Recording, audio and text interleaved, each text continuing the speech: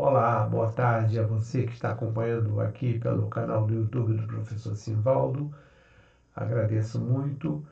Hoje nós estamos encerrando o mês de maio, dia 31 de maio de 2024, encerrando também a semana, hoje é sexta-feira. E na parte da manhã eu recebi do meu amigo fotógrafo pesquisador Marcelo Ciro algumas fotos da Ponte dos Jesuítas. Marcelo Ciro, muitas vezes ele sai de bicicleta para aquela região lá e todas as vezes que ele vai na Ponte dos Jesuítas ele faz questão de me enviar as fotos. Aproveitei então essas fotos do próprio Marcelo para fazer a apresentação aqui da Ponte dos Jesuítas.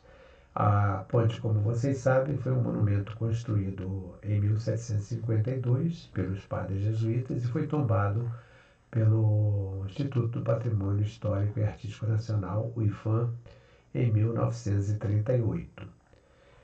Na época, não era ainda Instituto do Patrimônio Histórico e Artístico Nacional, e sim DIPHAN, que era uma diretoria, depois foi um departamento, depois foi uma secretaria, serviço, que, de forma que chamou DIPHAN, SFAN e atualmente é IPHAN. Em 1938, o IPHAN estava completando um ano, porque o IPHAN tinha sido criado em 1937, né, idealizado em 1937, pelo escritor Mário de Andrade, com apoio e também a participação de Rodrigo Melo Franco de Andrade. Rodrigo Melo Franco de Andrade, Mário de Andrade, Manuel Bandeira, Carlos Drummond de Andrade, Villa-Lobos, Oscar Niemeyer e tantos, Manuel Bandeira já citei, tantos outros fizeram parte de alguma forma do Ministério da Educação e Saúde. Naquela época não havia o Ministério da Cultura. E o que é paradoxal, o que é interessante é que nós estamos falando de um período ditatorial, nós estamos falando do Estado Novo, porque o Estado Novo começa em 1937 e vai até 1945, quando termina a Segunda Guerra Mundial. Então Getúlio Vargas estava governando com poderes ditatoriais. Mesmo assim, sem dúvida alguma, para quem estuda um pouco sobre a história da cultura no Brasil, foi o período de toda a história que nós tivemos mais avanços em termos de cultura. Então, um desses motivos foi exatamente a presença, digamos assim, do Carlos Drummond de Andrade, chamado poeta gauche, um poeta de esquerda, como chefe de gabinete, porque o Drummond ele passou a convidar intelectuais que tinham mais ou menos o mesmo pensamento. Para vocês terem uma ideia, o nosso querido Graciliano Ramos, que eu gosto demais, o escritor, depois que ele saiu da prisão da Ilha Grande, né, inclusive ele escreveu aquele livro Memória do Cárcere e tudo mais, ele veio trabalhar também com o Drummond. Ele era uma espécie de inspetor de educação, só para vocês terem uma ideia, né? Pois bem, o IPHAN, o Instituto do Patrimônio Histórico e Artístico Nacional, propôs o tombamento da Ponte dos Jesuítas em abril de 1938. Isso de uma importância incomensurável, porque a Ponte dos Jesuítas ela foi tombada juntamente com os principais monumentos tombados no Brasil. Então, se eu não me engano, acho que o terceiro monumento tombado foi a Ponte dos Jesuítas. E por que isso? Exatamente por causa da importância, do significado, do simbolismo de uma ponte que tem seu valor histórico, um valor artístico, arquitetônico, religioso, literário, geográfico, enfim, e econômico. Econômico porque a ponte fazia parte de um mecanismo complexo, abrangente, amplo, que era composto por uma série de canais abertos pelos escravizados, sob a orientação dos padres jesuítas. Esses canais eram cortados diametralmente por valas. Essas valas elas escoavam todas em direção a Sepetiba, juntamente com o rio Guandu. E um dos canais principais, o rio chamado Rio São Francisco, que hoje é um caudaloso rio, foi aberto também pelos escravizados, pelos braços dos escravizados, né, para diminuir o fluxo, a força, a impetuosidade das águas do rio Guandu. Então, por isso que essa ponte tem uma importância grande. Trata-se realmente de uma ponte, era chamada inclusive Ponte do Guandu, na época, né, não era chamada Ponte dos Jesuítas, mas que além da ponte tinha essas comportas ou essas represas, essas serviam como mecanismo regulador das águas. E, além disso, tinha os tubulões, né, que eram chamados óculos, que faziam a ligação de determinados pontos. Existiam as taipas, ou aquelas barreiras que eram contenções para evitar que houvesse o desbarrancamento das margens, né?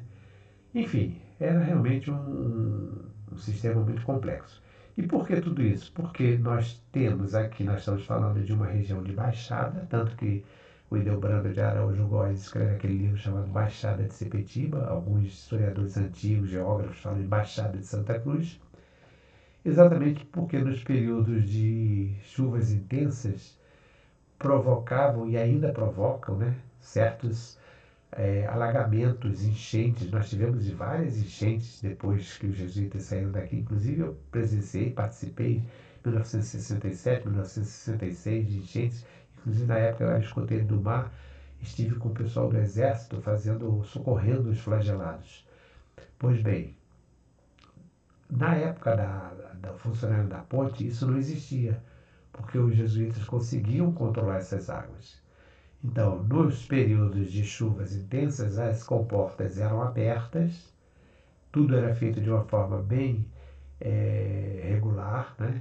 Bem metódica, sistematizada, e as águas eram liberadas para Sepetiba. E nos períodos de seca, de estiagem, eles represavam as águas, que eram liberadas paulatinamente, bem devagar, né? Para que os campos e os pastos, porque havia criação de gado, fossem mantidos sempre verdejantes. De forma que nós tivemos aqui mais de 11 mil cabeças de gado só bovino, além de centenas de muares, cavalos, porcos, carneiros, cabritos e diversas aves como perus, gansos, galinhas, pavões, patos, marrecos, enfim. A fazenda de Santa Cruz era uma fazenda muitíssimo produtiva. E na parte da agricultura, havia plantação de leguminosas, de frutas, hortaliças e arroz, e de produtos que também eram utilizados na indústria farmacêutica, rudimentar naturalmente naquela época, né?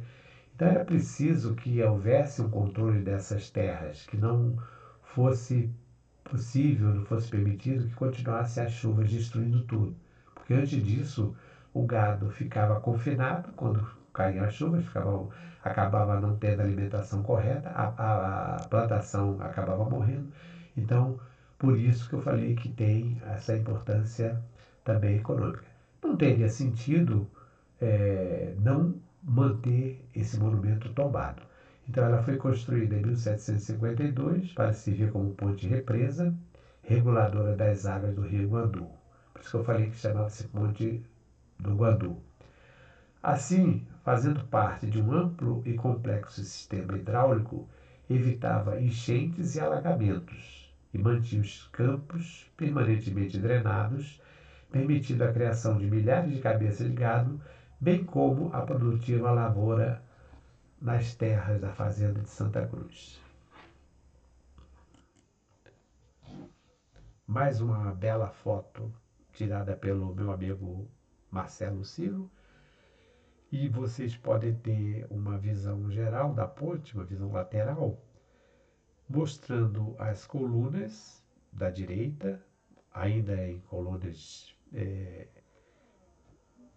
caso aqui, as da esquerda são colunas de granito, essas mais escuras, e as da direita são colunas de alvenaria, chamada alvenaria gorda, que o Benedito Freitas cita no livro dele, como usando óleo de baleia, uma argamassa. E esses capitéis, quer dizer, essas cabecinhas que tem a parte de cima, que tem uma forma de pinha, né? A pinha, para os europeus, para os portugueses, ela tem um simbolismo da fertilidade. Elas não são originais, elas foram lapidadas em 1985, durante a restauração que foi feita aqui na ponte, pela firma chamada Gianelli, que foi uma iniciativa do meu amigo, o arquiteto Sérgio Tabet, quando era diretor da Fundação Parques e Jardins. Então, as da esquerda são colunas de granito. Granito é aquela pedra, né, que o pessoal, as crianças chamam de pedra de fogo. Observem que ela está toda caiada, então por isso que nós falamos que os monumentos foram tomados em 1938, eram monumentos de pedra e cal. Hoje nós temos uma concepção relacionada com o monumento diferente, porque hoje nós temos os monumentos materiais e imateriais. Naquela época não existia. Hoje, por exemplo, nós temos uma festa religiosa, uma festa folclórica, um tipo de alimento, isso aí como um monumento chamado bens materiais, patrimônio imaterial. Mas naquela época era só patrimônio de pedra e cal. E a ponte, por ser um patrimônio de pedra e cal, foi logo um dos primeiros monumentos tombados. Por esta foto, vocês têm uma visão bem mais ampla da ponte, mostrando os 4 arcos, que são essas partes aqui embaixo, né? Exatamente por onde onde circulavam as águas do Rio Guandu. Hoje, as águas não passam mais por aqui, elas foram desviadas um pouco mais para frente, onde tem aquela casa ali, porque o Rio Guandu passa exatamente por ali. Então, essa retificação, essa mudança de curso do rio aconteceu a partir do finalzinho da década de 20, no governo do presidente Washington Luiz. Começam então as obras de grande saneamento da Baixada de Sepetiba, Baixada de Santa Cruz, aqui da região dos jesuítas, né? E as obras vão ser concluídas no governo do chefe do governo, né, Getúlio Vargas. Ainda não é presidente da República, é chefe do governo provisório. Observem pela foto, como eu falei no início, essas colunas pintadas de branco, caiadas, né? Elas são colunas de alvenaria, né? Cimento, tijolo e tal, concreto. E os capitéis são capitéis de granito, mas são capitéis mais claros, porque foram lapidados em 1985. E já as de trás, as da esquerda, elas são mais escuras, né? Elas são de granito mesmo. E tem na parte central o brasão dos jesuítas, que é chamada também de cartela, onde tem um símbolo da Companhia de Jesus, tem as letras IHS, ou I correspondendo ao J, né? Seria Jesus, né? Jesus dos homens Salvador, ou Jesus Salvador dos homens, que é o símbolo dos jesuítas. Tem em cima uma pequena cruz, embaixo a data de 1752, e na parte do granito, já do brasão, tem a inscrição lapidada também no próprio granito, com os dizeres Flecti Geno, tanto subnomine, Flecti Viactor, Ic etia reflua, Flectituis Aminis Aqua. E numa tradução livre seria: ajoelha-te diante deste nome, viajante, assim como as águas que passam por aqui, elas se dobram, fazem a genuflexão, né? Elas refluem, ou seja, assim como as águas que vêm nessa direção aqui, seguindo para Sepetiba, as comportas obrigavam essas águas a refluírem, a voltarem. Também o viajante que passasse por ali, ele deveria fazer a sua genuflexão, que é ajoelhar, quer dizer, dobrar os joelhos. Então as águas se dobravam pela força da própria represa, né? E os viajantes deveriam dobrar seus joelhos diante do nome de Jesus, que é IHS. Então esta vamos dizer assim, este é um dos significados, uma das explicações para a inscrição latina, que eu acabei de citar, flect gênero, tanto sobrenome flect viacto, hic et reflua flect tuis amerisaqua, que os povos mais simples, os escravizados e os povos ainda iletrados, os povos que não sabiam ler, porque no início não havia escolas, praticamente os escravizados não estudavam. Então, dizem, né, algumas lendas que eles diziam que aquilo significava, em vez de Jesus, o Salvador, seria jesuíta, homem sabido. E que quem conseguisse traduzir essa legenda que eu acabei de falar, explicar para vocês, né, poderia descobrir o tesouro, os tesouros, porque também existiam muitas lendas de que havia tesouros, inclusive na parte do passadiço da ponte, tem uma passagenzinha, uma escadinha que desce lá naquele óculos, o primeiro, lá próximo daquelas árvores, né? Tem uma escadinha, né, de pedra que desce, que, segundo a professora Soraya de Almeida, que é uma geóloga da Universidade Federal Rural do Rio de Janeiro, ela estudou profundamente a ponte dos jesuítas. Soraya Almeida, quem puder, quem tiver interesse, procure esse nome, procure na internet que vai encontrar os textos que ela escreveu. Ela escreveu um texto lindíssimo, completíssimo sobre a ponte dos jesuítas. Segundo a Soraya, essa escada seria um acesso para que os padres pudessem descer e tomar banho. E o Benedito Freitas também fala disso antes, sobre essa possibilidade. Eu penso também, defendo também, que talvez pudesse ser um local para manutenção das comportas, porque as comportas ficavam exatamente, ou a roldana que controlava a comporta ficava exatamente nessa direção.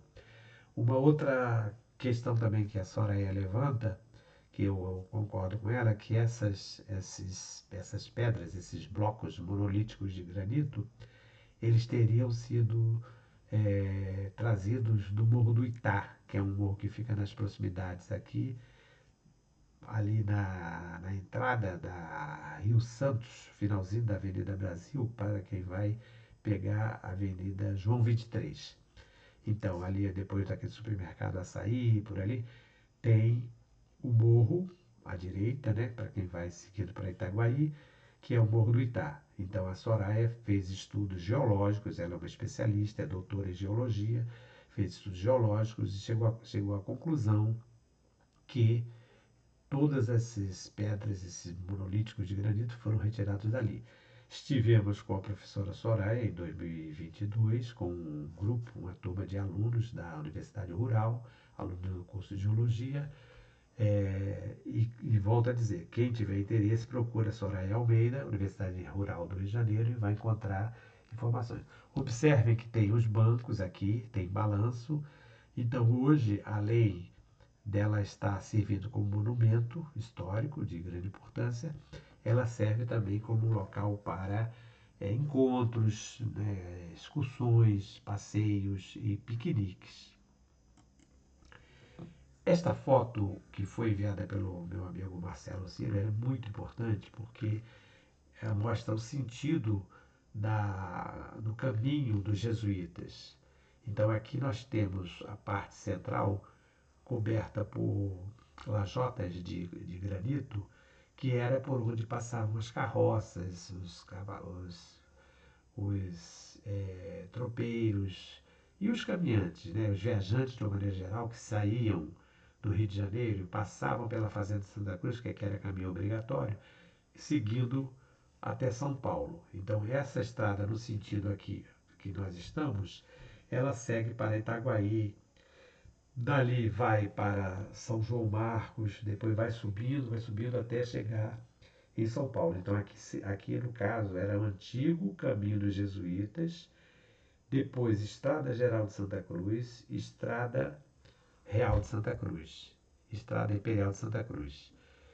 No sentido que vai para lá onde está aquele coqueiro, é o sentido que vai para Santa Cruz. Então, observe aqui que era o objetivo da ponte, a ponte do Guadu. Novamente chamando a atenção, as colunas do nosso lado direito, ou do lado esquerdo do slide, essa parte mais clara, as colunas são de alvenaria. E as colunas do lado esquerdo são colunas de granito, né? De alvenaria. As de cá, elas foram construídas com cimento, com tijolos, e os capitéis são capitéis de pedra. Então, no caso, granito. Então, alvenaria e granito. Essa diferença aqui, né? A alvenaria, quando usa o cimento, o concreto, o Benedito Freitas fala em alvenaria gorda.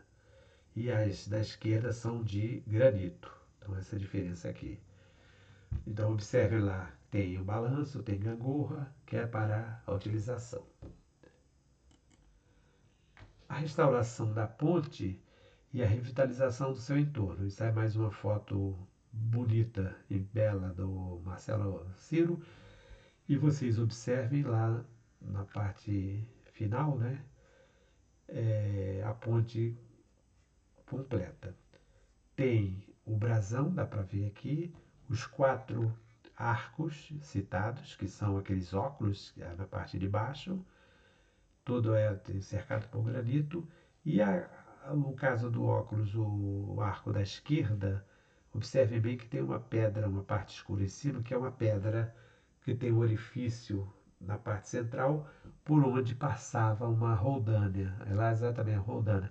Ali, provavelmente ali deveria descer uma comporta e a escadinha fica exatamente naquele sentido. Por isso que eu acho, eu defendo que talvez também pudesse ser essa escadinha para que os jesuítas pudessem fazer manutenção. Observe também que já tem aqui os postes com os refletores. À noite ela fica lindíssima, ficou um monumento muitíssimo bonito. Quem puder um dia estiver à noite aí, observe também que tem os bancos e mesas de concreto para que as pessoas, os visitantes possam sentar.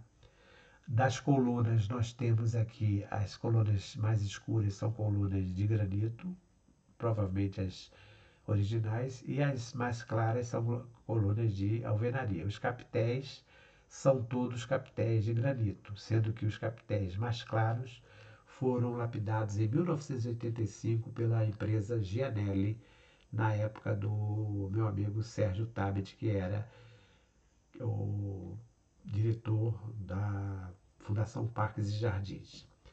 Então vejamos aqui. Construída pelos jesuítas em 1752, a ponte era uma ponte com porta e regulava a passagem do curso d'água, controlava o fluxo do rio Guandu, desviando parte das suas águas para Itaguaí.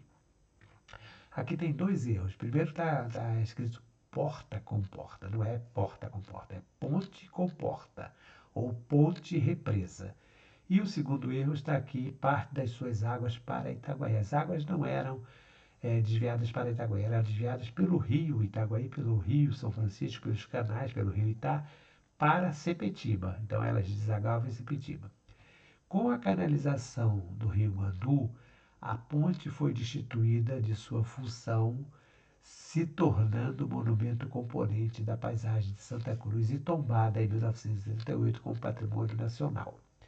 Este monumento foi restaurado e teve seu entorno revitalizado pela Prefeitura do Rio nas comemorações do bicentenário da independência do Brasil em 2022. No governo do prefeito Eduardo Paes, a secretária Ana Laura Valente Seco, secretária municipal de conservação, Diogo Boba, subprefeito da Zona Oeste, em outubro de 2022.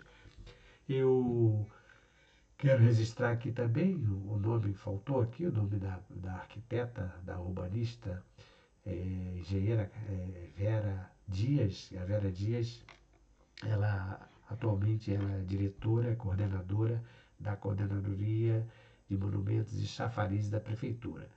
A Vera já dirigiu a Fundação Parques e Jardins, é uma pessoa extremamente interessada, apaixonada pelos monumentos do Rio de Janeiro, Tenho um carinho muito especial pelos monumentos da Zona Oeste de Santa Cruz. Todas as vezes que nós pedimos apoio, a Vera está junto conosco, dando apoio. E a Vera acompanhou para e passo toda a restauração, porque é ela que manteve contato com o IPHAN, porque uma restauração dessa, por ser um monumento tomado pelo IPHAN, precisa também ter o aval, o acompanhamento do IPHAN. E a Vera é que manteve essa articulação. Então fica aqui o meu agradecimento à Vera Dias e também o meu agradecimento ao amigo Marcelo Ciro por ter me proporcionado a possibilidade de falar sobre a Ponte dos Jesuítas nesse dia 31 de maio de 2024, sexta-feira, encerramento do mês de maio. Um grande abraço a todos. Aqui é o canal do Professor Sivaldo, canal do YouTube. Já sabe, se gostou, não deixe de compartilhar, comentar e mandar para frente. Um abraço e até uma próxima.